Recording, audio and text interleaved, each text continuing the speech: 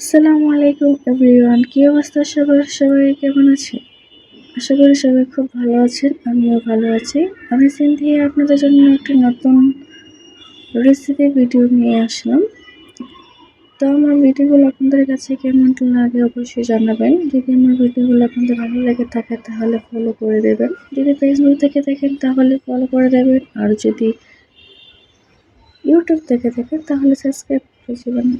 Pudding তৈরি করার জন্য আমি প্রথমে পাউরুটি, ডিম, তারপর চিনি, ভিনেগার না সরি ভ্যানিলা এসেন্স আর দুধ নিয়ে নিয়েছি। তো প্রথমে ব্লেন্ডারে আমি 3টা ডিম ভেঙে নিয়েছি, তারপর টুকরো করা পাউরুটিগুলো এখানে দিয়ে দিলাম। টুকরো করা পাউরুটিগুলো এখানে দিয়ে দেওয়ার পর এখানে আমি দুধ দিয়ে দিব। এখানে প্রায় হাফ কেজি দুধ আছে। তারপর এখানে পাউরুটি ছিল 4টা, ডিম 3টা, চিনি পরিমাণ মতো, লবণও পরিমাণ মতো দিয়ে দেবে।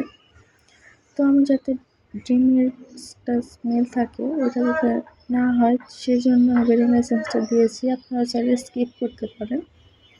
আমি আমার পরিমাণ মতো চিনিটা দিয়ে দিয়েছি। এখানে অল্প একটু লবণ দিয়ে অ্যাড করে দেব যাতে মিষ্টি ব্যালেন্সটা ঠিক থাকে। তো আবারও বলছি, আমার ভিডিওগুলো আপনাদের কাছে কেমন লাগে সেটা জানাবেন এবং কমেন্ট করে জানাবেন। আমার ভিডিওগুলো ভালো লাগলে অবশ্যই ফলো দিয়ে পাশে থাকবেন, আর ইউটিউব থেকে দেখলে অবশ্যই সাবস্ক্রাইব করে দেবেন। তো এই তো আমার ব্লেন্ডারে দেওয়া সব মশলা একসাথে দিয়ে এখন ব্লেন্ডটা অন করে দেব।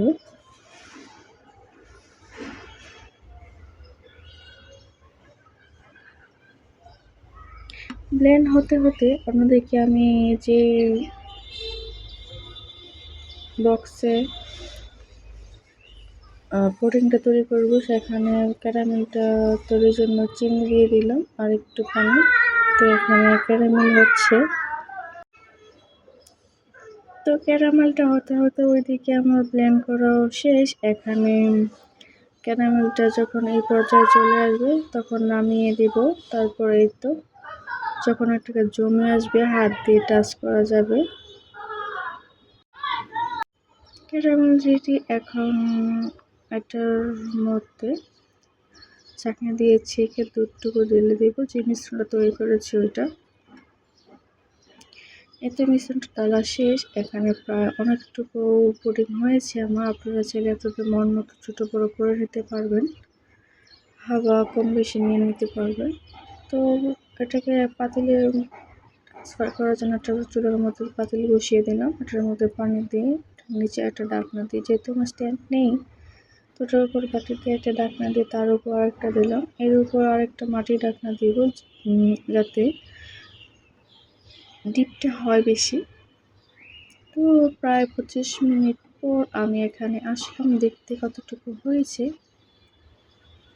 তো ঢাকনাটা সরিয়ে দেখি এখনো পুরোপুরি হয়নি, আরেকটু হবে। তো এটাকে আবার ঢাকনা দিয়ে ডেকে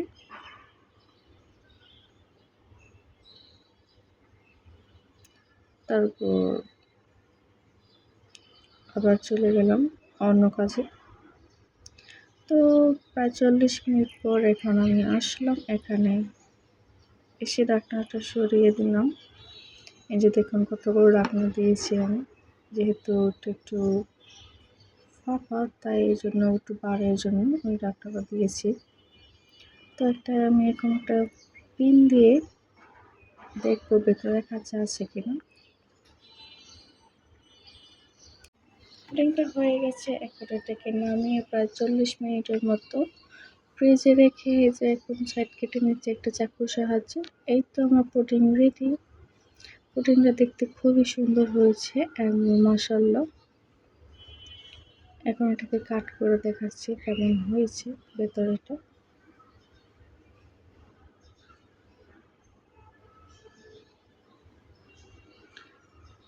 আমার ইউটিউব থেকে যারা দেখছেন তারা অবশ্যই আমার ভিডিওটাকে সাবস্ক্রাইব করে দেবেন, বেল আইকন বাজিয়ে পাশে থাকবেন তাই আমার কোনো ভিডিও আপনাদের কাছে পৌঁছানো মাত্রই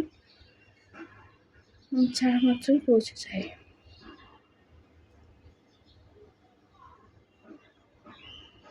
তো এই তো স্লাইস করা শেষ। এখন দেখুন ভিতরটা কতটা স্মুথ হয়েছে, কতটা সুন্দর হয়েছে। তো সবাই এখানে ভালো থাকবেন। আপনাদের কোনো রেসিপি লাগলে অবশ্যই কমেন্ট করে জানাবেন।